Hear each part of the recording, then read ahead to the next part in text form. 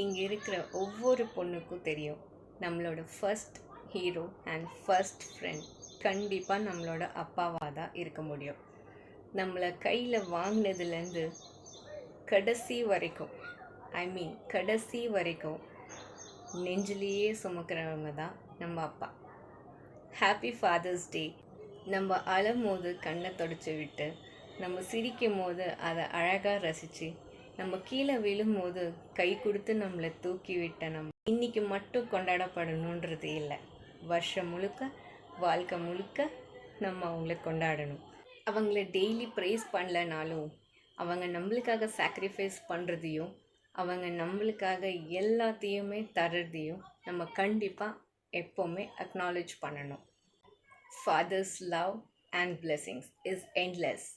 Again, happy Father's Day to every fathers here who sing.